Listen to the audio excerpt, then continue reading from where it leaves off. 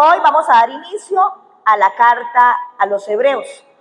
Y antes de leer o empezar a meditar en esta porción, hoy tal vez miraremos si alcanzamos a abordar los primeros 4 versículos.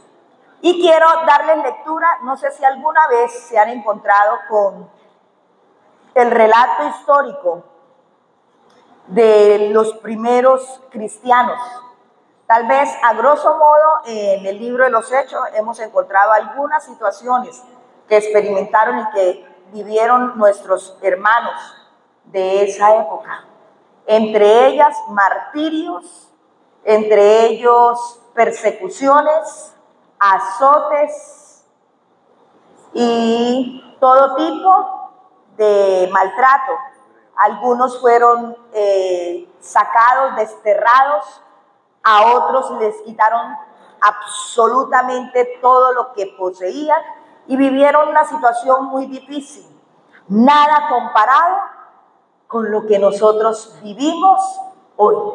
Nada comparado con la bendición que hoy nosotros tenemos, la abundancia de bien, la misericordia extendida de nuestro Señor. Y voy a hablarles de un hombre, Policarpo. El martirio de Policarpo, pastor de la iglesia en Esmirna. Dice así: la iglesia de Dios que reside en Esmirna, a la iglesia de Dios que reside en Finomenio, y a todas las fraternidades de la santa y universal iglesia que reside en todo lugar, misericordia y paz y amor de Dios el Padre y nuestro Señor Jesucristo os sean multiplicados. Hoy vamos a conocer cómo fue que le correspondió la vida de la fe, no solo a Policarpo, a muchos otros. Y creo que es necesario que empecemos por aquí para que podamos entender la profundidad del mensaje de la carta a los Hebreos, de la necesidad de restaurar y fortalecer la fe, no en cristianos flojos, no en cristianos perezosos, no en cristianos indiferentes, no en cristianos que estaban distraídos o desanimados por ir a un culto, cristianos que habían tenido que ver padecer a otros y también habían tenido que situaciones muy, pero muy difíciles. Entonces este documento está señalando exactamente lo que vivieron nuestros hermanos en aquella época y específicamente en Esmirna. Os escribimos, hermanos, no se desconcentren. No estamos leyendo la Biblia, pero esto es parte de los hechos que nos van a poner en contexto de los hebreos. Os escribimos, hermanos, un relato de lo que sucedió a los que sufrieron martirio, y en especial al bienaventurado Policarpo, que puso fin a la persecución, habiendo puesto sobre ella, por así decirlo, el sello de su martirio. Porque casi todos los sucesos antes mencionados acaecieron para que el Señor pudiera mostrarnos una vez más un ejemplo de martirio que es conforme al Evangelio. Porque fue demorándolo para que pudiera ser entregado, como hizo el Señor, con miras a que nosotros también pudiéramos ser imitadores suyos, no mirando solo a lo que nos afecta a nosotros, sino también a lo que afecta a nuestros prójimos, porque incumbe al amor verdadero y firme no solo desear ser uno salvo, sino también que lo sean los hermanos. Benditos y nobles son, pues, todos los martirios que tienen lugar según la voluntad de Dios, porque nos corresponde ser muy escrupulosos y asignar a Dios el poder sobre todas las cosas. ¿Quién es el que tiene el poder sobre todas las cosas? Dios. Sin la soberana mano de Él, no ocurre absolutamente nada. Porque ¿quién podría dejar de admirar su nobleza y resistencia paciente y lealtad al Señor? Siendo así que cuando eran desgarrados por los azotes, de modo que el interior de su carne quedaba visible, incluso hasta las venas y arterias de dentro. Lo soportaban con paciencia, de modo que los mismos que los contemplaban tenían compasión y lloraban, en tanto que ellos mismos alcanzaban un grado tal de valor que ninguno de ellos lanzó un grito o un gemido, mostrándonos con ello a todos que en aquella hora los mártires de Cristo que eran torturados estaban ausentes de la carne, o mejor dicho, que el Señor estaba presente y en comunión con ellos. Y prestando atención a la gracia de Cristo, despreciaban las torturas del mundo, comprando al coste de una hora el ser librados de un castigo eterno. Y hallaron que el fuego de sus inhumanos verdugos era frío, porque tenían puestos los ojos en el hecho de ser librados del fuego eterno que nunca se apaga, en tanto que los ojos de sus corazones contemplaban las buenas cosas que están reservadas para aquellos que soportan con paciencia, cosas que no oyó ningún oído o ha visto ojo alguno y que nunca han entrado en el corazón del hombre. Pero que les fueron mostradas a ellos, porque ya no eran hombres, sino ángeles. Y de la misma manera también los que fueron condenados a las fieras soportaron castigos espantosos, ya que les hicieron echar sobre conchas aguzadas y sufrir otras formas de torturas diversas, para que el diablo pudiera conseguir que se retractaran de ser posible por la persistencia del castigo, pues el diablo intentó muchas añaganzas contra ellos. Pero gracias a Dios, él prevaleció contra todo, porque el noble germánico animó la pusilanimidad de ellos por medio de la constancia que había en él. Dice así el germánico: y luché con las fieras en una forma destacada, porque cuando el procónsul deseaba prevalecer sobre él y le mandó que tuviera compasión de su juventud, él, haciendo uso de violencia, arrastró a la fiera hacia él, deseando conseguir más rápidamente ser librado de su vida injusta y arbitraria. De modo que después de esto, la multitud, asombrada del valor de los cristianos, amados de Dios y temerosos de Dios, levantó un clamor: fuera los ateos, que vayan a buscar a Policarpo. Mientras este germánico provocó que la fiera que le habían soltado para que lo devorara, se lo devorara más rápido con tal de abandonar este cuerpo, esta humanidad carnal, entonces sus detractores empezaron a gritar que entonces trajeran al pastor, al líder Policarpo. Pero un hombre que se llamaba Quinto, recuerda que la semana pasada leímos de tercero y de cuarto, bueno, encontramos a Quinto. Pero un hombre que se llamaba Quinto, un frigio, llegado recientemente de Frigia, cuando vio las fieras, se acobardó. Fue él el que se había forzado a sí mismo y a otros a presentarse por su propia y libre voluntad. De el procónsul con muchos ruegos consiguió que hiciera el juramento y ofreciera incienso. Por esta causa, pues, hermanos, no alabamos a los que se entregan ellos mismos, puesto que el Evangelio no nos enseña esto. Ahora bien, el glorioso Policarpo, al principio, cuando lo oyó, lejos de desanimarse, tenía deseos de permanecer en la ciudad, pero la mayoría le persuadieron que se retirara. Así que se retiró a una casa de campo no lejos de la ciudad, y allí se quedó con unos pocos compañeros, no haciendo otra cosa noche y día que orar por los hombres y por las iglesias por todo el mundo, porque esta era su costumbre constante. Y mientras estaba orando, tuvo una visión 3 días antes de su captura. y vio que su almohada estaba ardiendo. Y se volvió y dijo a los que estaban con él: es menester que sea quemado vivo. Y como los que le estaban buscando persistían, él se fue a otra casa de campo. Y al poco llegaron allí los que le buscaban.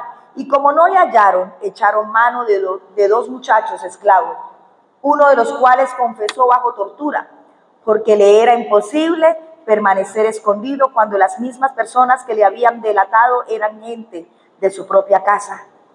Y el capitán de los gendarmes, que resulté precisamente llamarse Herodes, tenía muchos deseos de llevarle al estadio. Esto sucedió para que pudiera cumplir su suerte designada, o sea, el ser hecho participante con Cristo, en tanto que ellos, los que le traicionaban, sufrían el mismo castigo de Judas. Así que llevándose al muchacho con ellos en viernes hacia la hora de la cena, los gendarmes y jinetes se dirigieron con sus armas acostumbradas, apresurándose como contra un ladrón, y llegando todos ellos tarde al anochecer, hallaron al hombre echado en cama en un aposento alto de cierta cabaña, y aunque él podría haberse ido a otro lugar, no quiso, diciendo: sea hecha la voluntad de Dios. ¿Qué dijo Policarpo? No voy a oír, que sea hecha la voluntad de Dios. Así que cuando oyó que venían, se dirigió hacia abajo y conversó con ellos, en tanto que los presentes se maravillaban de su edad y de su constancia. Ya era un hombre viejo, ya era un hombre maduro. Creo que unos 86 años o más tendría el varón. Dice así: se maravillaban de su edad y de su constancia, preguntándose cómo podía haber tanta ansia para aprender a un anciano como él.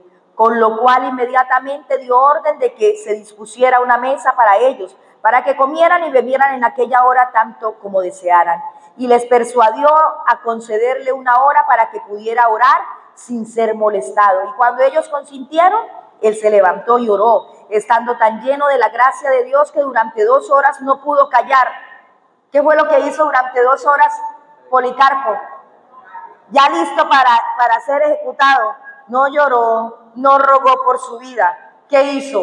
Oró intensamente. Habló con el Padre. Tremendo, ¿no? ¿Qué haríamos nosotros? Y todos los que le oían estaban asombrados, y muchos se arrepentían de haber acudido contra un anciano tan venerable. Pero cuando finalmente puso fin a su oración, después de recordar a todos los que en un momento u otro habían estado en contacto con él, pequeños, grandes, altos, bajos, y a toda la Iglesia universal por todo el mundo, llegó la hora de partir. Y le sentaron sobre un asno y le llevaron a la ciudad. Y era un gran sábado. Y fue recibido por Herodes, el capitán de la policía, y por un padre Nicetés, los cuales le hicieron bajar de su montura y subir a su carruaje, y procuraron convencerle, sentándose ellos a su lado, diciéndole: ¿qué mal hay en decir César es Señor? Y en ofrecerle incienso. No es nada. Lo que tienes que decir es: César es el Señor, y ofrecerle incienso. Eso es todo. No es nada lo que tienes que hacer. No es nada grave. Es algo normal. Todo el mundo dice: César es el Señor, y todo el mundo ofrece incienso. ¿Se parece a algo de lo que puede estar haciendo todo el mundo hoy día y que nosotros podemos hacerle? ¿Qué de malo hay? Si todo el mundo lo hace. Bueno, así le dijeron a Policarpo. ¿Qué de mal hay en decir César es Señor y en ofrecerle incienso? Añadiendo a eso, le aseguraron que con ello él podía salvarse.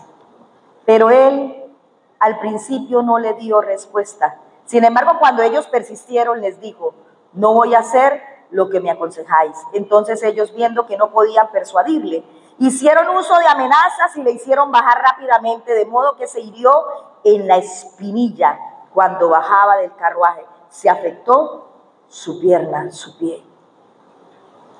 Y sin volverse tan solo, siguió su camino al punto y rápidamente, como si nada le hubiera sucedido, y fue llevado al estadio, y había en el estadio un tumulto, tal que no era posible oír la voz de ninguno al hablar.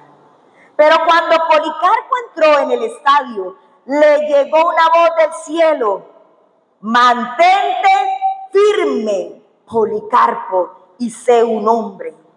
Y nadie vio al que hablaba, pero los que son de los nuestros que estaban presentes oyeron la voz. Y al final, cuando fue traído, hubo un gran tumulto, porque oyeron que habían capturado a Policarpo. Así pues, cuando lo presentaron delante del procónsul, este inquirió si él era el hombre. Y al confesar que lo era, intentó persuadirle a que se retractara diciendo: ten respeto a tu edad, y otras cosas apropiadas, como acostumbran decir: jura por el genio de César y retráctate y di fuera a los ateos. Entonces Policarpo, con mirada solemne, contemplé toda la multitud, dice, de paganos impíos que había en el estadio, y él hizo señas con la mano, y gimiendo y mirando al cielo dijo: fuera los ateos. Pero cuando el magistrado insistió y le dijo: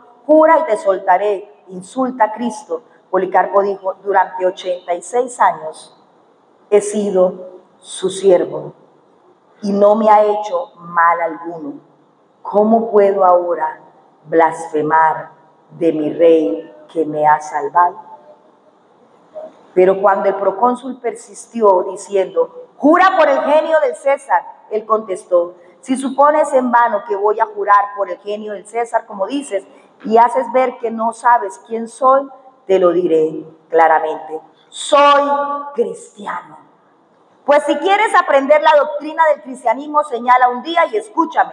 El procónsul dijo: convence al pueblo. Pero Policarpo contestó: en cuanto a ti, he considerado que eres digno de hablarte, porque se nos ha enseñado a rendir honor como es debido a los príncipes y autoridades designadas por Dios, salvo que no sea en nuestro perjuicio, pero en cuanto a estos, no los considero dignos que tengan que defenderme de ellos. Ante lo cual el procónsul dijo: tengo fieras aquí y te echaré a ellas como no te retractes. Pero dijo: que las traigan, porque el arrepentirse de lo mejor a lo peor es un cambio que no nos es permitido. Pero es noble el cambiar de lo perverso a lo justo. Entonces le dijo: haré que ardas con fuego si desprecias las fieras como no te arrepientas. Pero Policarpo dijo: tú me amenazas con fuego que arde un rato y después se apaga, pero no sabes nada del fuego del juicio futuro y del castigo eterno que está reservado a los impíos. ¿Por qué te demoras? Haz lo que quieras, le dijo al procónsul. Diciendo estas y otras cosas, iba llenándose de valor y de gozo, y su rostro se henchía de gracia. ¿Estaba a punto de qué? De morir. ¿Y cómo estaba su rostro? Llenándose de valor y de gozo, y su rostro se henchía de gracia. De modo que no solo no se desmayó ante las cosas, o no desmayó ante las cosas que le decían, sino que al contrario, el procónsul estaba asombrado y envió a su propio heraldo a proclamar 3 veces en medio del estadio: Policarpo ha confesado que es un cristiano. Cuando el heraldo hubo proclamado esto, toda la multitud, tanto de gentiles como de judíos que vivían en Esmirna, clamó con ira incontenible y grandes gritos: este es el maestro de Asia, el padre de los cristianos, el que derriba nuestros dioses y enseña a muchos a no sacrificar ni adorar. Diciendo estas cosas a grandes gritos, pidieron al asiarca Felipe que soltara un león a Policarpo, pero él dijo que no podía hacerlo legalmente, puesto que ya había dado por terminados los juegos. Entonces ellos decidieron gritar unánimes que Policarpo debía ser quemado vivo, porque era menester que se cumpliera. ¿Qué se tenía que cumplir? La visión que se le había mostrado con respecto a su almohada, cuando la vio ardiendo mientras oraba. Y volviéndose dijo a los fieles que estaban con él: es menester que sea quemado vivo. Estas cosas sucedieron rápidamente, más aprisa de lo que se puede contar las palabras, y la multitud empezó a recoger en obradores y baños leña y haces, y los judíos en especial ayudaron. ¿Quiénes ayudaron? Los hermanos judíos.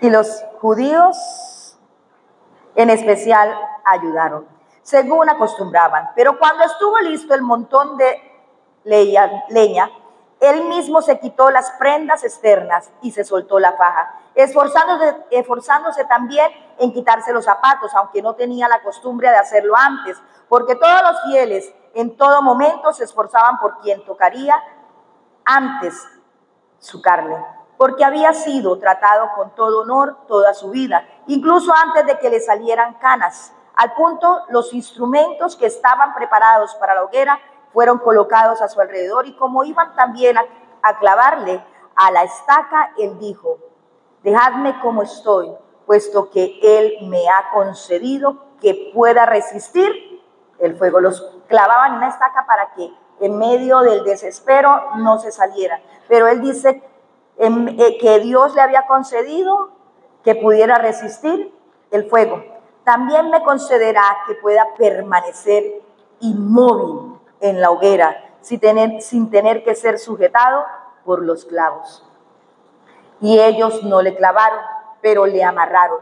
Entonces él, colocando las manos detrás y amarrado a la estaca, como un noble cordero del gran rebaño, para hacer como una ofrenda, un holocausto preparado y aceptable a Dios, mirando al cielo, dijo: oh Señor, Dios Todopoderoso, Padre de tu amado y bendito Hijo Jesucristo, por medio del cual hemos recibido conocimiento de ti, el Dios de ángeles y poderes, y de toda creación y de toda raza de los justos que viven en su presencia, te bendigo porque me has concedido este día y hora para que pueda recibir una porción entre el número de los mártires en la copa de tu amado Hijo Jesucristo, en la resurrección de vida eterna, tanto del alma como del cuerpo, en lo incorruptible del Espíritu Santo, que pueda ser recibido con ellos en tu presencia en este día como un sacrificio rico y aceptable, que tú has preparado y revelado de antemano y has realizado.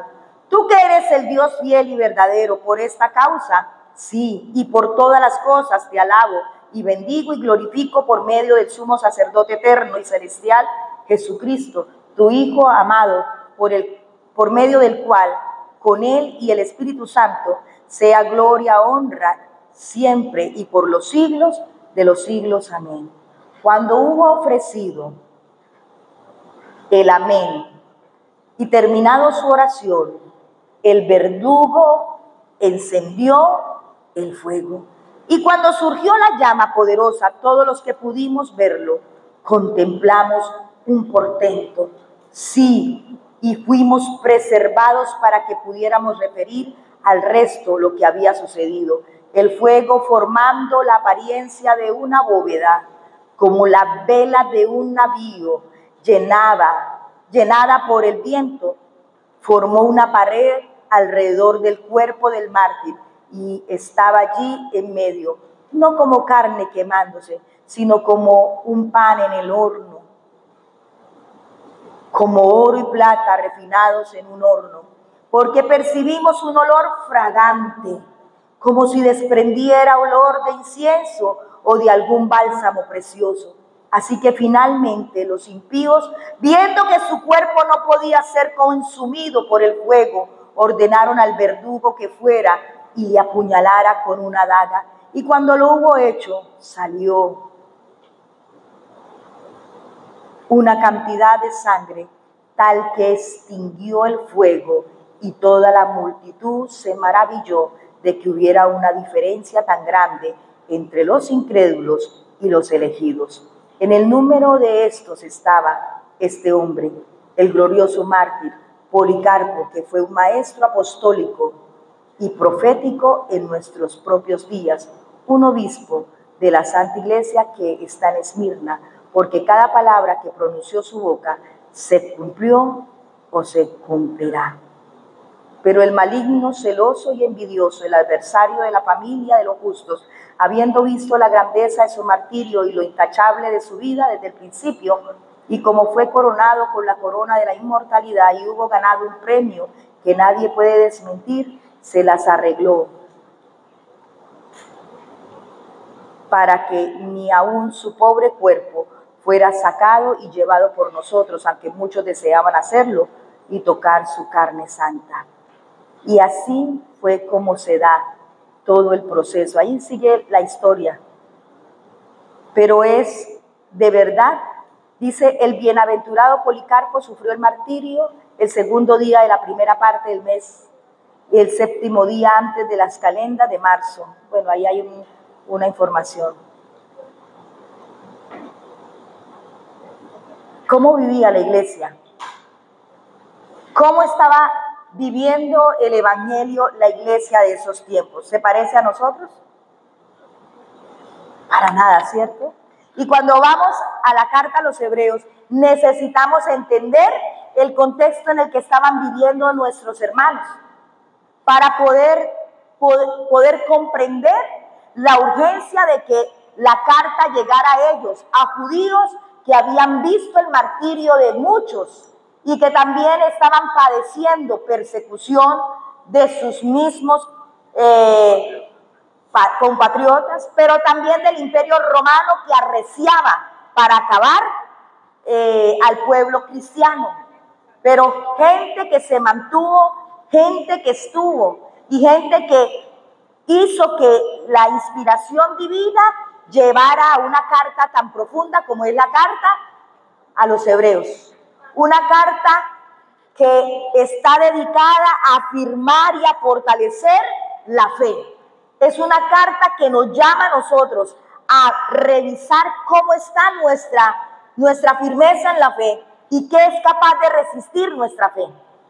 ¿En qué está fundamentada nuestra fe? ¿Estará fundamentada sobre la roca o estará fundamentada sobre la arena? ¿Sobre qué está fundamentada? Nuestra fe. Se hace necesario que a partir de esta carta usted y yo nos examinemos y nos demos cuenta de quién es Cristo Jesús.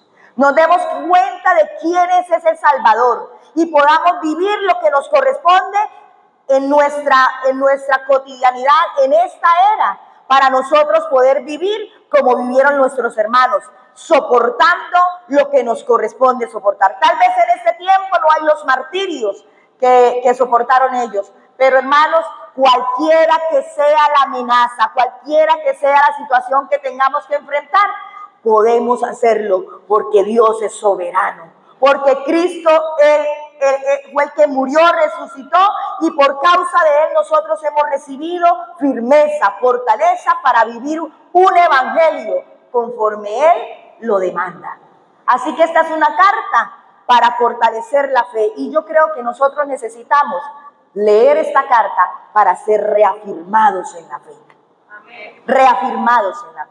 Necesitamos echar raíces. Esta carta, pues, si nos podemos a mirar la estructura misma, no hay un señalamiento como de pronto la carta a los romanos, era la iglesia en Roma, como la carta a los corintios, era para los hermanos de Corinto, como la carta a los gálatas, la iglesia en Galacia. Pero nosotros aquí no encontramos sino una carta, dice los hebreos o hebreos, y tiene que ver en el contexto de acuerdo a cómo se escribe, de acuerdo a las descripciones que tiene de la adoración propia judaica y el desarrollo sacerdotal y todo lo demás. Lo que nos muestra es que está dirigida a los hermanos judíos creyentes, porque habían hermanos judíos que eran ¿qué? Incrédulos. ¿Tienen sueño? Que se les cumpla. Que se les cumplan los sueños que tienen. El sueño de Policarpo, ¿no? Fue una visión. Que se les cumpla. Oh, santo hermano, está poderoso el hermano El hermano Simón está poderoso, dice, uno como Policarpo. Mis amados, ciertamente esta carta es para los que han creído. Dígale que está a su lado, hermano, esta carta de los hebreos es para los que han creído. Para los que han creído. Para los que han decidido seguir a Cristo. Para los que han decidido confiar en el Señor. Para los que han decidido echar mano de la fe. Y por eso hay por lo menos 3 enfoques que da el escritor de la carta a los hebreos, recordándoles que es reconocido su padecimiento, las circunstancias que han vivido, todo lo que han tenido que experimentar, y por eso el enfoque está en esta carta, por lo menos en 3 partes. Y por lo menos quiero dejarles claros estos enfoques para que en lo que vayamos estudiando la carta de los hebreos usted tenga una perspectiva de lo que vamos a encontrar. Desde el capítulo 1 hasta el capítulo 7, el escritor le recuerda y le muestra a los hebreos la superioridad de Jesús. Entonces empieza a describirle el tamaño, la grandeza, el poderío que tiene Cristo Jesús. Nada comparado con los mensajeros del antiguo pacto, con los líderes como Moisés, nada comparado con Josué, nada comparado con otros fieles y valientes, porque Cristo Jesús es superior a todas las cosas. De hecho, se dice que el libro de los Hechos recibe como el englobe, un subtítulo de ser el libro de las mejores cosas. Es el libro donde se detalla la superioridad y la grandeza de nuestro Señor Jesucristo. Así que en esos 7 capítulos vamos a detallar o vamos a encontrar de verdad esa grandeza de nuestro Señor. En estos 7 capítulos vamos a encontrar la revelación de Dios a través de su Hijo Jesucristo, de una manera plena, de una manera completa, de una manera superior a cualquier revelación del antiguo pacto. Mis amados, los profetas del Antiguo Testamento revelaron o fueron mensajeros, revelaron el plan de Dios, revelaron lo que el Señor tenía planeado, pero ya en Cristo Jesús hubo una revelación total y cercana del cumplimiento del plan de Dios. Del 8 al 10 vamos a mirar cómo se enfatiza que la obra y el sacrificio de Cristo se da bajo un sacerdocio superior, bajo un desarrollo y ministerio grande, tanto que en el Antiguo Testamento los sacerdotes sacrificaban animales una y otra vez, pero ahora en Cristo Jesús Él se entregó a sí mismo como sacrificio perfecto, completo y suficiente para todos nosotros. Es bien bueno que eso nos quede totalmente incrustado en nuestros corazones. Así que Cristo se ofreció para cumplir todas las promesas, todas las señales y todos los tipos que habían sido descritos acerca del nuevo pacto en Dios. Amados, no podemos agradar a Dios devolviéndonos al antiguo pacto.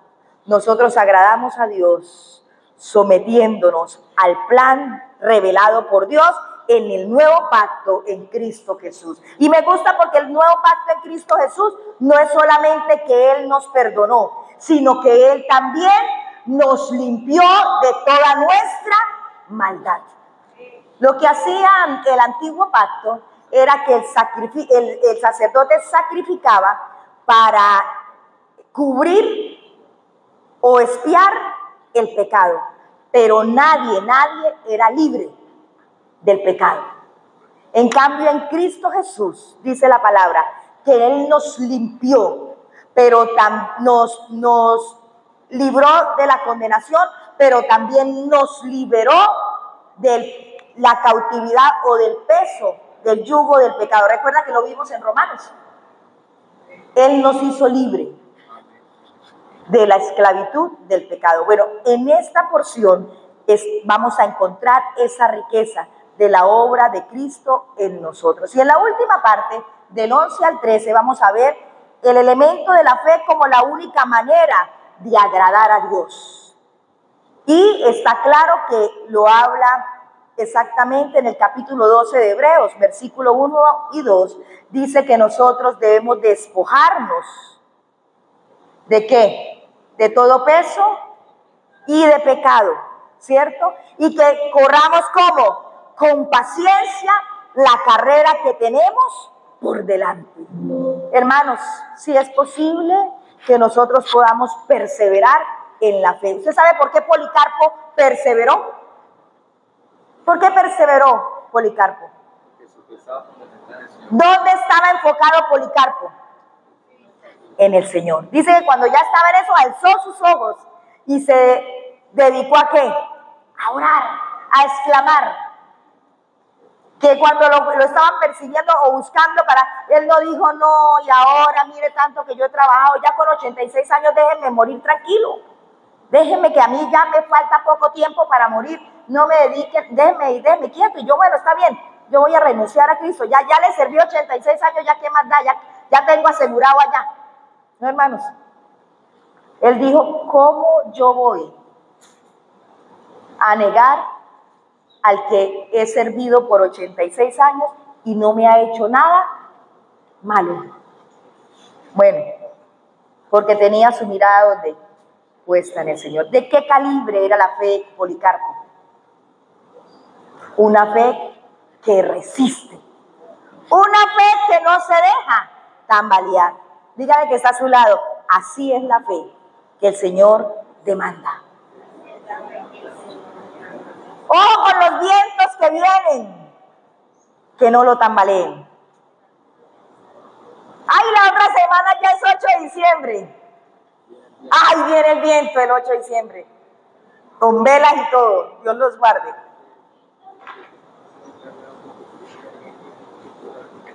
Ay, viene el otro viento, más allá, 24, 25, 31 y primero, hermano. No, mire que el Señor está siendo muy bueno con nosotros. Nos está llevando a firmarnos en la fe. No se enreden nada, mire hermano, no se enreden nada, no vale la pena. Policarpo no se enredó en que tenía, mire, ahora me subieron a ese carruaje, me hicieron bajar allí todo brusco y ahora me duele la pierna, ahora se espera que se me cure la piernita. No. Policarpo siguió en medio de su dolor. Ay, no, Señor, yo no quiero morir así. Otra muerte que no sea esta. No, Señor, esta prueba no, otra. No, porque Policarpo tenía su mirada puesta en el Señor. Si quiere leamos Hebreos 12, 1 al 2. Tal vez podríamos leer en adelante. No habíamos leído Hebreos, ¿no?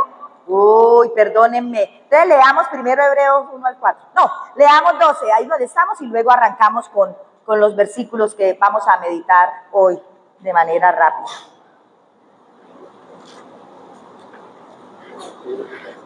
¿Listos? Hebreos capítulo 12. ¿Podemos leerlo en voz alta? A la voz de 3, ustedes lo pueden leer. 1, 2, 3.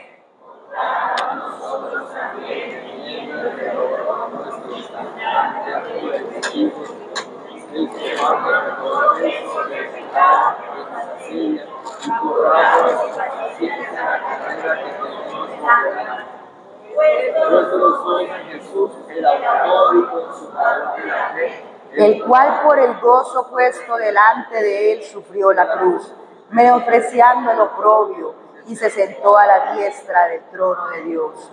Considerad a aquel que sufrió tal contradicción de pecadores contra sí mismo, para que vuestro ánimo no se canse hasta desmayar, porque aún no habéis resistido hasta la sangre, combatiendo contra el pecado, y habéis ya olvidado la exhortación como a hijos que os dirige, diciendo: Hijo mío, no menosprecies la medicina del Señor, ni desmayes cuando eres reprendido por él, porque el Señor al que ama disciplina y azota a todo que recibe por hijo.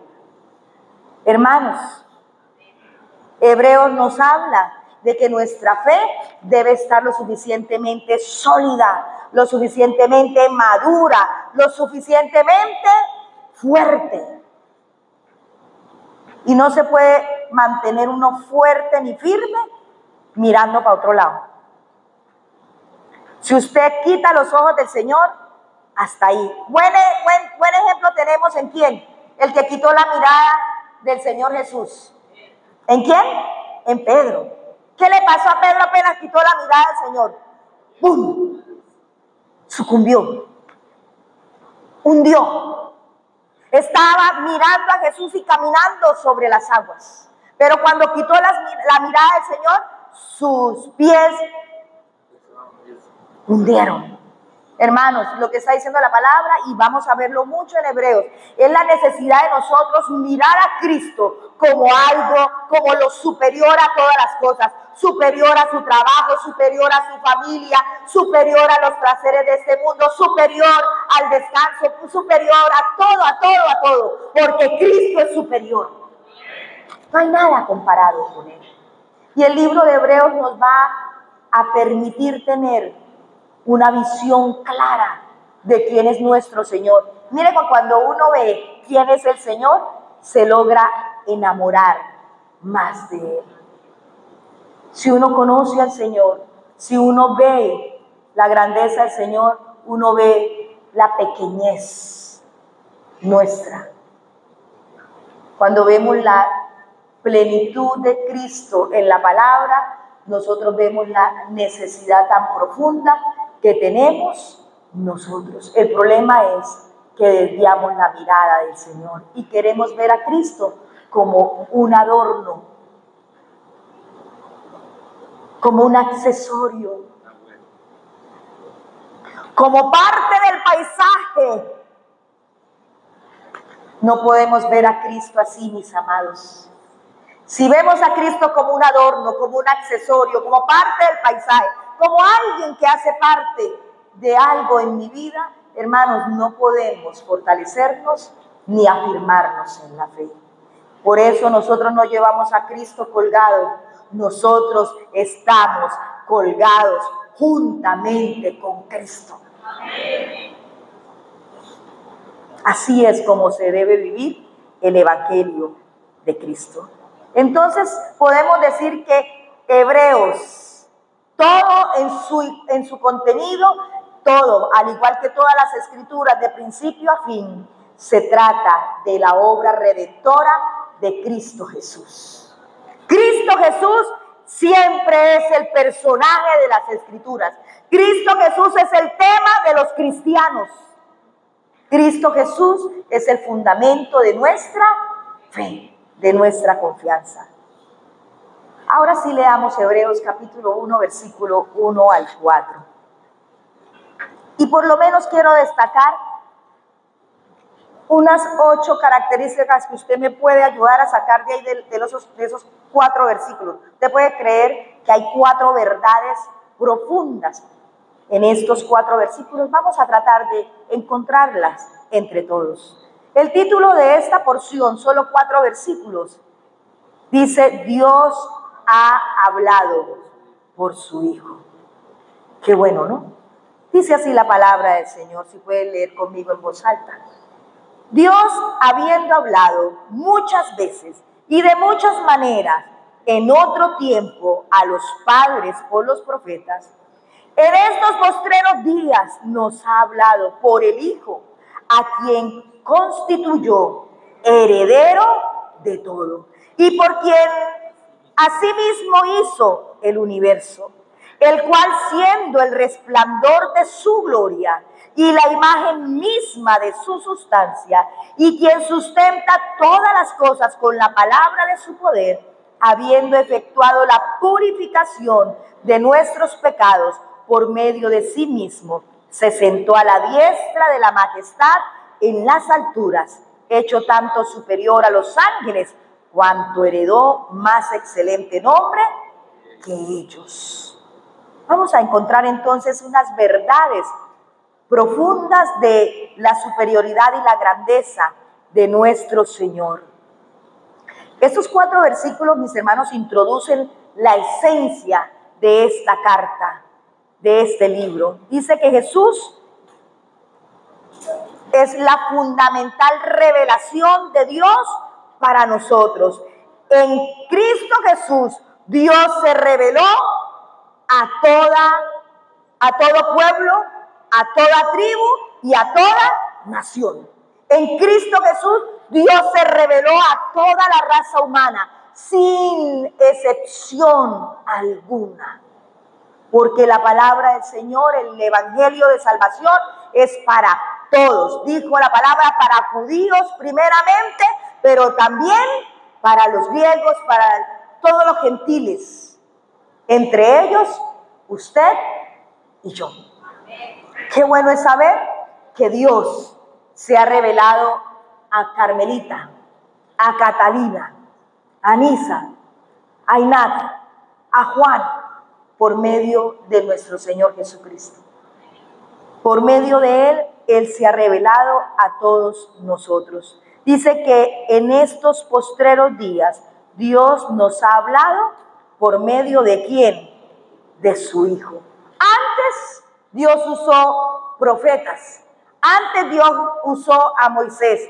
Antes Dios usó a Josué. Antes Dios usó a muchos. Aún usó a ¿quiénes? A los ángeles. Usó a Abraham. Usó a muchos para revelarse de una u otra manera a los hombres.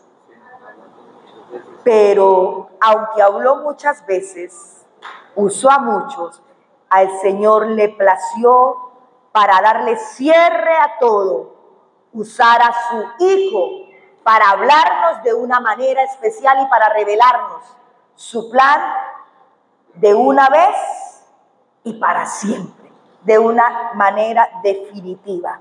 Así que Dios habló por medio de nuestro Señor Jesucristo a cada uno de nosotros. Hermanos, Dios hoy nos habla por medio de nuestro amado Señor Jesucristo. Que no se nos olvide. Que no se nos olvide que Él nos sigue hablando por medio de Cristo Jesús. Que no se nos olvide que en las Escrituras encontramos la voz de Cristo hablando a nuestras vidas, llamándonos una y otra vez, una y otra vez. Lo primero que encontramos en el versículo 2 es que el Hijo, ¿qué es? Heredero. Muy bien, el Hijo es heredero. ¿De qué cosas es heredero el Hijo? Según las Escrituras, de todo, hermano, de todas las cosas, de todo lo que está arriba en el cielo y abajo en la tierra y abajo y más abajo de las aguas. De todo es dueño y Señor el Hijo de Dios. Entre ellos, entre todo ello, usted y yo. Usted y yo le pertenecemos al Señor. Por eso no vivimos para agradarnos a nosotros mismos, sino que debemos vivir ¿para qué? Para agradar a Dios. Porque no nos pertenecemos nosotros mismos, muchachos, escuchen, jóvenes. Ustedes no pueden vivir dándose gusto en todo lo que se les viene a esa inmadura cabeza. Porque es que ustedes no se pertenecen a ustedes mismos, ustedes son pertenencia total de Dios. El Salmo 100 dice que nosotros no nos hicimos a nosotros mismos.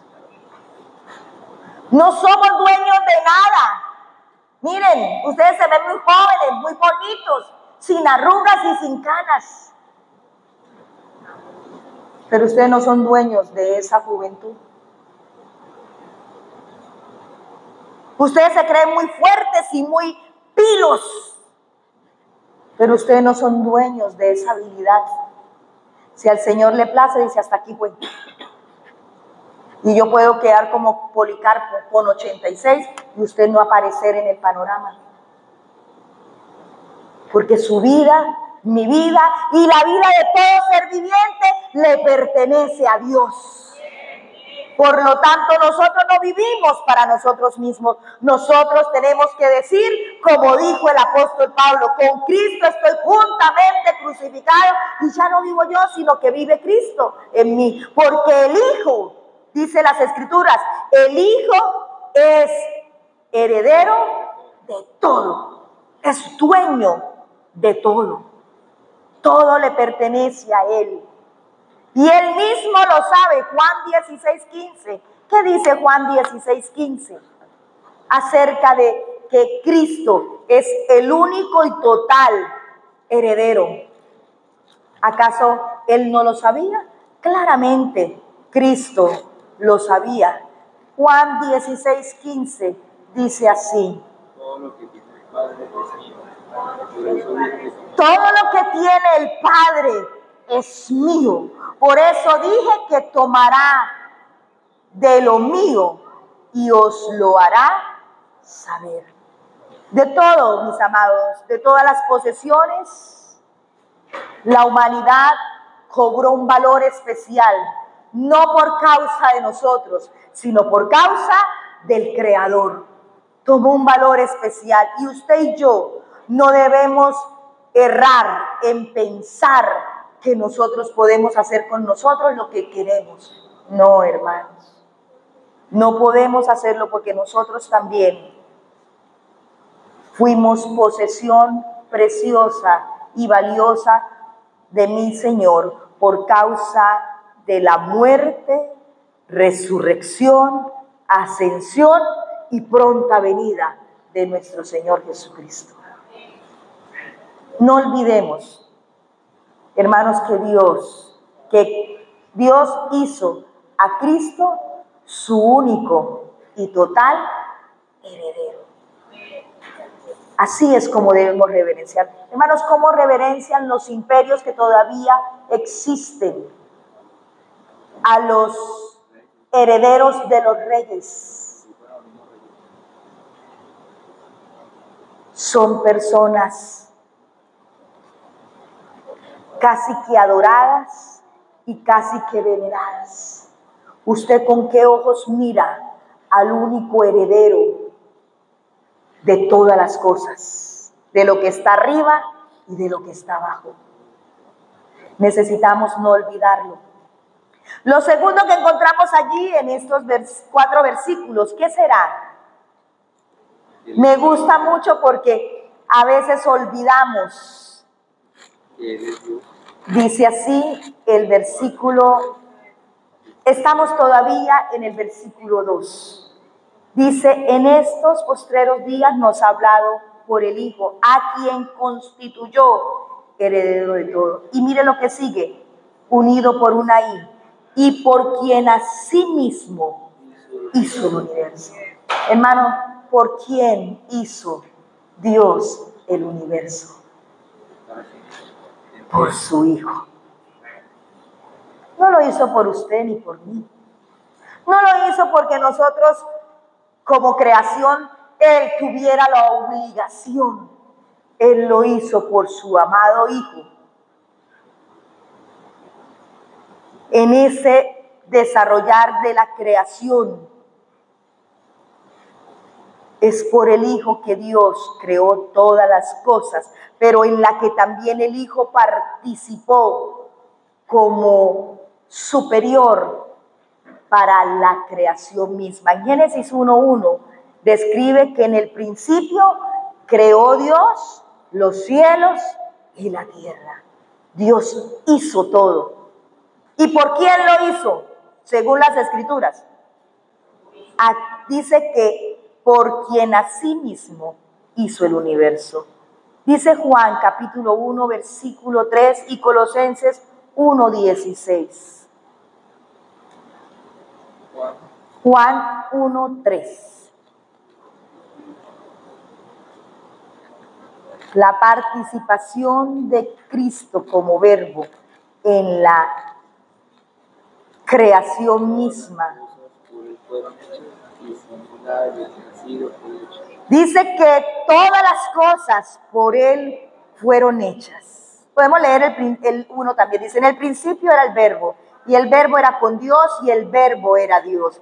Este era en el principio con Dios. Todas las cosas por Él fueron hechas, y sin Él nada de lo que ha sido hecho fue hecho. Colosenses 1:16 dice de la siguiente manera: porque en Él fueron creadas todas las cosas, las que hay en los cielos y las que hay en la tierra, visibles e invisibles, sean tronos, sean dominios, sean principados, sean potestades. Todo fue creado por medio de Él. ¿Y para quién? Y para Él. ¡Qué abuso el de nosotros cuando tomamos lo que fue creado por Él y para Él y le damos un uso tan vil, tan despreciable? Una de las cosas, nuestro propio cuerpo. Porque si todas las cosas fueron creadas por Él y para Él, todo nuestro ser fue creado para Él. Ni qué decir del resto de la creación. Ni qué decir del resto de cosas que fue creado para Él, para disfrute nuestro, pero que lo tratamos como si fuera cualquier cosa. Hermanos, las vidas que se gestan en los vientres de las madres fueron creadas por Él y para Él. Pero el ser humano ha determinado cortar la vida de lo que ha sido creado por Él y para Él. ¡Qué terrible! Ni decir todas las otras formas de extravío que hay, porque no hemos puesto los ojos en Dios, en Cristo Jesús, para verlo como necesitamos verlo. Cristo Jesús no es cualquier cosa. Cristo Jesús es el Hijo de Dios. Cristo Jesús es el heredero de todas las cosas. Cristo Jesús, por Él y para Él, fueron hechos todas las cosas también. Esas son verdades que necesitamos tener claras, para que cuando se nos metan ideas, nos acordemos que debemos tener cuidado, porque todo le pertenece a Dios. ¿Qué hace usted cuando alguien toma algo suyo y se lo daña? ¿Usted qué dice? Me lo paga y se va. Yo no sé, usted me lo devuelve nuevo. Yo no sé, usted me lo da como yo se lo presté o como lo encontró me lo da. ¿Sabe qué? Un día cualquiera nos vamos a parar frente al Señor y Él sí va a demandar lo que es de Él, porque es de Él. Prestado y todo, pero es de Él. Y así como usted y yo demandamos lo que es nuestro, con las mismas características, un día nos vamos a parar delante de Él y le vamos a entregar cuenta de lo que es de Él. Y Él no va a recibir cualquier cosa, Él va a recibir lo que es de Él, como es de Él, y si no, no sirve. A veces no pensamos en eso, pero es la verdad. Cuando nosotros vamos a las Escrituras y logramos pensar frente a estas verdades, yo creo que empieza a entrar en nosotros respeto por el Señor, temor al Señor y entendimiento de quién es Cristo Jesús para nosotros y de qué tamaño debe ser nuestra fe. No puede ser cualquier cosa, porque a Dios no se le puede dar cualquier cosa. Mis amados, cuando Dios habló a través de su Hijo, habló a través de un mensajero superior. No usó cualquier forma, usó a un mensajero superior. ¿Qué más dice el versículo 3? Ahora sí ya podemos avanzar un poco en el versículo 3 de primer capítulo de Hebreos. Ahora, ¿qué dice? Sí, Señor. ¿Qué dice? Dice, el cual siendo resplandor de su gloria. El Hijo de Dios es el resplandor de la gloria de Dios. El Hijo de Dios, nuestro Señor Jesucristo, no es cualquier luz, no es cualquier cosa. es el resplandor de la gloria de Dios, es la manifestación del carácter de Dios, es la manifestación de la pureza, de la santidad de Dios, es la manifestación de Dios mismo para con nosotros. Por eso usted y yo no podemos ligeramente decir es que Jesús es mi mejor amigo. No, Jesús es la gloria de Dios para nosotros en esta tierra. Jesús es la plenitud. Jesús no es un mejor amiguito. A veces vemos a Jesús de una manera tan equivocada que por eso mismo no reverenciamos el evangelio que hemos recibido y no lo podemos digerir con respeto y con temor. Amados, recordemos que Jesús es el resplandor de la gloria de Dios. Pudiéramos leer en Mateo capítulo 17, versículo 2, la experiencia de ese resplandor que pudieron observar sus discípulos. Mateo 17, 2.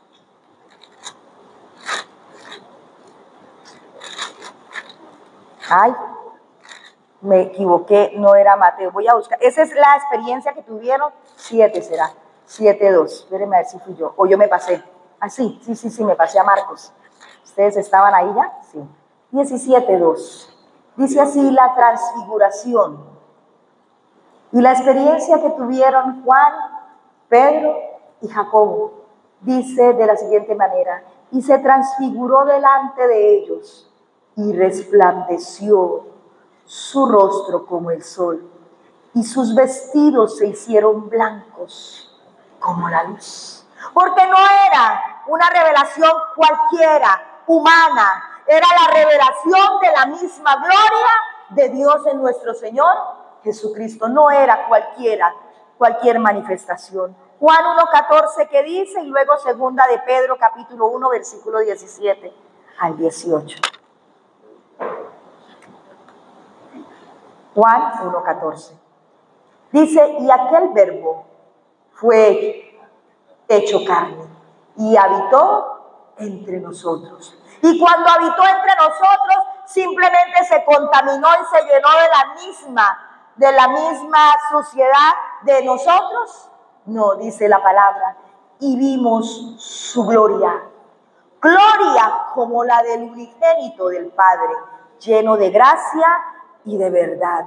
Amados, Cristo Jesús reveló el carácter santo, puro de Dios. Reveló una vida santa, piadosa.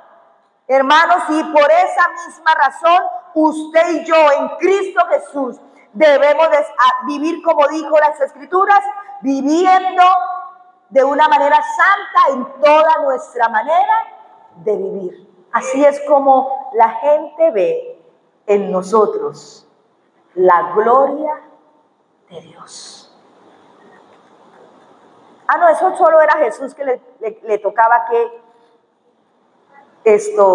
resplandecer de la gloria de Dios. Todo el que ha nacido en Cristo recibe la luz de Cristo y puede resplandecer con la gloria de Dios. Pero no se resplandece viviendo de cualquier manera. Se resplandece viviendo como dicen las Escrituras que debemos vivir. Hermanos, nuestra vida debe y puede reflejar la gloria de Dios. Eso lo dice de manera clara Mateo capítulo 5, versículo 16, exactamente hablando de que usted y yo somos la luz del mundo.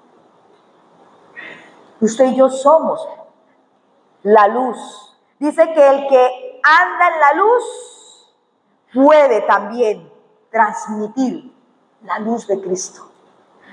Y lo que está diciendo las Escrituras allí en hebreo es que el Hijo de Dios, al venir a la tierra, por medio de su vida santa, por medio de sus obras, reveló también la gloria de Dios. Ya leímos segunda de Pedro, capítulo 1, 17 al 18, ¿no?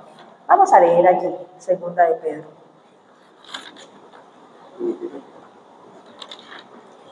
Así alumbre vuestra luz delante de los hombres, para que vean vuestras buenas obras y glorifiquen a vuestro Padre que está en los cielos. Hermanos, escuchen. El deber de nosotros es que la luz de Cristo alumbre en nosotros delante de los hombres, para que puedan verse las obras buenas. Y por causa de esto sea glorificado el nombre de nuestro Padre que está en los cielos. ¿Cristo lo hizo? Sí. ¿Fue glorificado el nombre del Padre por medio de Cristo? Sí. ¿Policarpo, a todas estas, Policarpo lo hizo? Sí. ¿Los otros mártires, Esteban lo hizo? Sí. ¿Pablo lo hizo? Sí. Todos los demás lo hicieron. Y por ello fue glorificado el nombre de Cristo. Y por eso el Evangelio ha llegado a nuestros entornos, a nuestro alrededor. Hermano, ¿y seguirá corriendo el Evangelio sin que nosotros manifestemos la gloria del Señor? Difícil. Segunda de Pedro, capítulo 1, versículo 17 y 18. Si lo tiene, hermano William. Dice, pues cuando él recibió de Dios Padre honra y gloria, le fue enviada desde la magnífica gloria una voz que decía, este es mi Hijo amado, en el cual tengo complacencia. Y nosotros oímos esta voz enviada del cielo cuando estábamos con él en el monte santo, porque el Hijo reflejó y resplandeció la gloria de Dios en él. ¿Qué sigue diciendo Hebreos? Ya hemos visto que él es el único heredero. Ya vimos que para él y en él fueron hechas todas las cosas. Y también que en él resplandeció la gloria de Dios. ¿Qué dice allí seguido? En el mismo versículo 3. Dice que el Hijo muestra cómo es el Padre. Dice el resplandor de su gloria, fue lo que vamos. Y lo que sigue después de la I dice, y la imagen misma de su sustancia. Porque el Hijo muestra cómo es el Padre.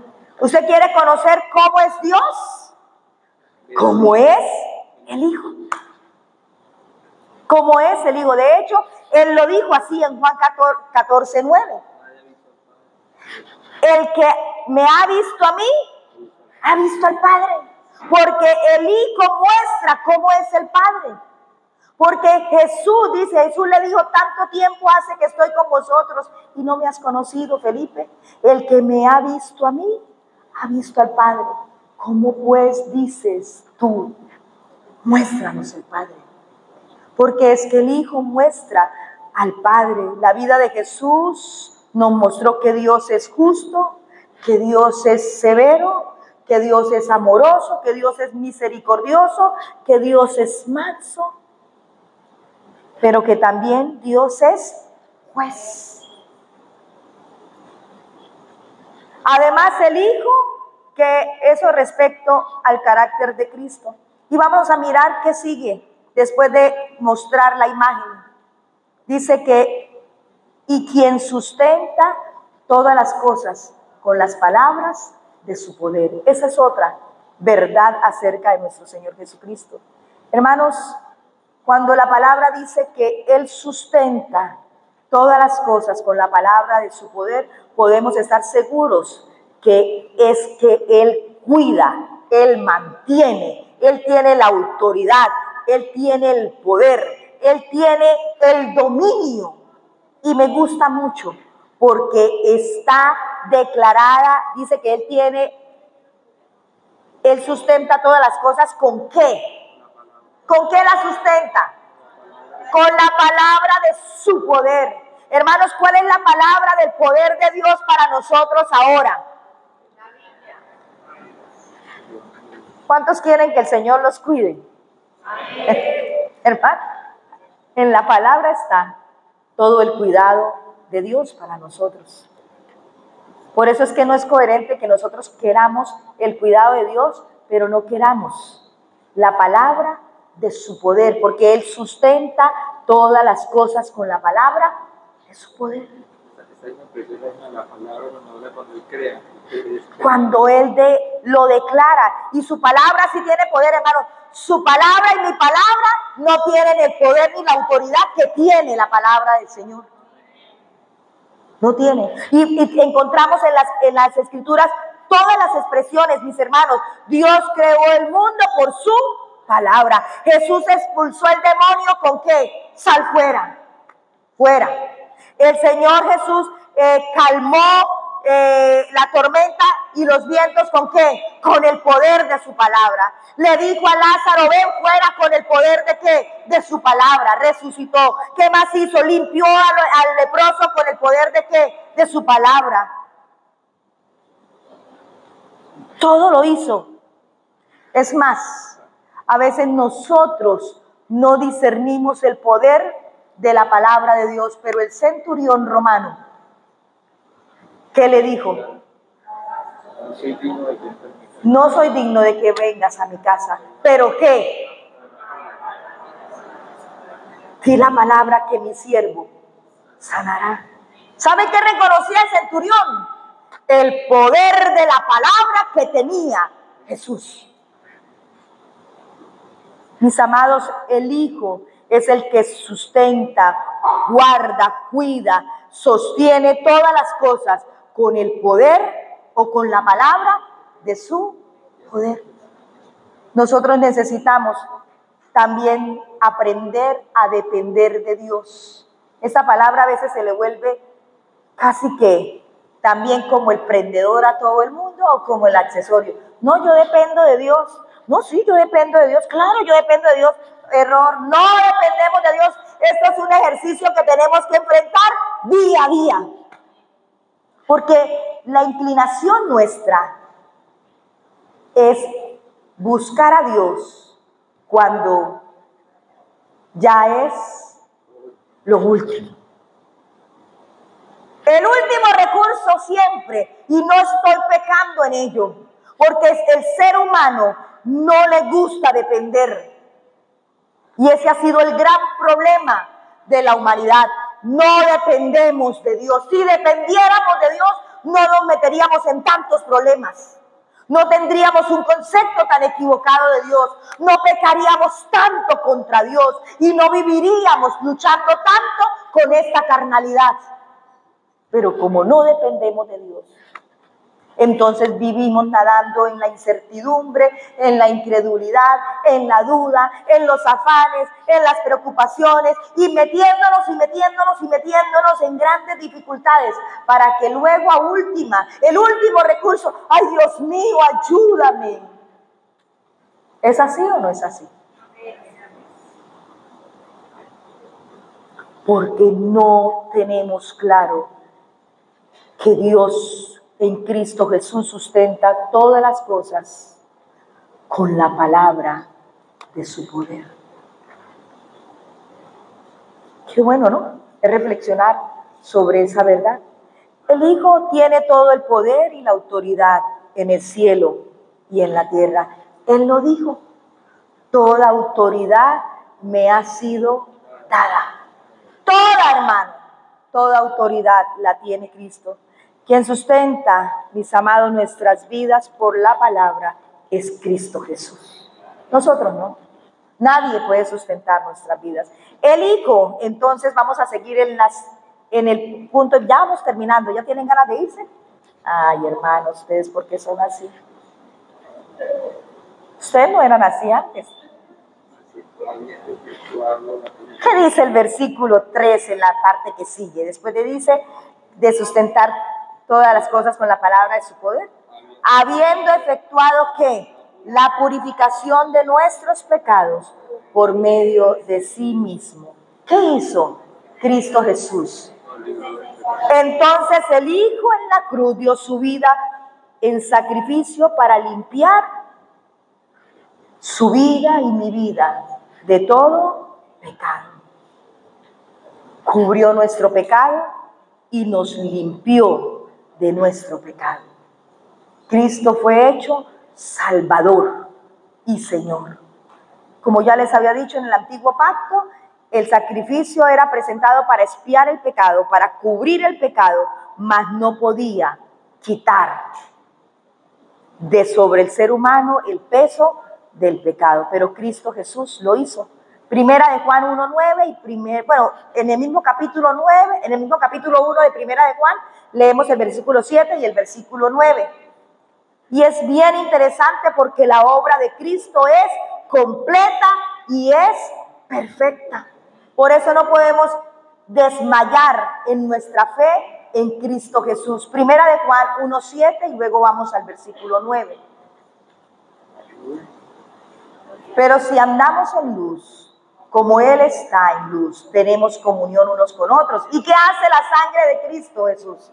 Y la sangre de Jesucristo, su Hijo, nos limpia de todo pecado. Versículo 9. Si confesamos nuestros pecados, Él es fiel y justo para perdonar nuestros pecados, pero también ¿qué hace? Limpiarnos de toda maldad. Quiere decir que además de que cubre, además de que nos quita la culpa del pecado, también quita la mancha, quita la esclavitud, quita todo de manera radical. Y yo vuelvo y digo, cuando alguien me confiesa que ha sido libre por la acción de Dios, por medio de su palabra, yo le creo, porque el evangelio tiene poder. A veces creemos que llegamos a Cristo y es todo un proceso para dejar de decir palabras malas. ¿Cómo así? No es que estoy en el proceso, estoy luchando. No está luchando, usted está tranquilo con el tema. Así, mis hermanos, que Cristo Jesús se hizo para nosotros sacrificio en sí mismo. ¿Qué sigue ahí? Luego dice, se sentó a la diestra de la majestad en las alturas. El Hijo se sentó a la diestra del Padre. ¿Sabe por qué se pudo sentar a la diestra del Padre? Porque Él terminó la obra. Porque Él cumplió. Él no vino de paseo. Él no vino a probar. Él no vino a mirar si sí. No, Él vino a ejecutar la voluntad del Padre. Él no vino a otra cosa. Hermano, y cuando Dios nos llama a su camino, no nos llama de paseo, no nos llama de diversión, Él nos llama para que nosotros estemos con Él para siempre. Ese es el plan. No nos llama porque usted está viviendo las circunstancias, pobrecito, o para darle casa, carro y beca. Nos llama para que estemos con Él para siempre. Amén. Para que lo sigamos siempre, para que seamos fieles a Él. Así como Él también fue fiel al plan y al propósito de Dios. Él vino y está hoy sentado a la diestra del Padre porque cumplió con su tarea, cumplió con su trabajo, cumplió con el plan de Dios. ¿Usted quiere estar sentado en la mesa del Señor? Bueno, hermano, hay que permanecer fiel y firme. Hay que acabar la carrera, como dijo Hebreos. Corramos con paciencia la carrera que tenemos por delante. Nadie se sentará a la mesa de la cena del Señor si no permanece y si no se mantiene. Cristo está hoy sentado a la diestra de Dios Padre porque fue fiel al propósito de Dios. Y está sentado también porque está en el lugar del más alto honor. Y también es una bendición que podamos entender que podemos acercarnos a Dios por medio de su amado Hijo, Jesucristo. Y lo último que podemos encontrar en esta porción bíblica es el nombre de Hijo de Dios, que es superior, dice versículo 4, hecho tanto superior a los ángeles, cuanto heredó más excelente nombre que ellos, el Hijo de Dios. Él es superior, mis amados. El Hijo de Dios heredó el nombre, la naturaleza de su Padre. Yo quiero preguntarle, ¿cuántos aquí somos hijos de Dios? Entonces debe estar establecida en nosotros la naturaleza y la imagen de Dios. Dice la palabra, mirad cuán amor nos ha dado el Padre, que nos ha hecho hijos de Dios. Pero el Hijo lleva la naturaleza del Padre y el Hijo es imagen del Padre. Cristo Jesús recibió el nombre de Hijo porque así fue, un hombre en la tierra que conservó la naturaleza de Dios en su corazón y la imagen de Dios en él. Porque dice la palabra que no cometió pecado, que en su boca nunca hubo engaño, que aunque lo maldecían, el que hacía, guardaba silencio, enmudeció, porque tenía la imagen y la naturaleza del Padre. Mis amados, Jesús es el Señor de todas las cosas. Y como Señor, nosotros debemos reverenciarlo.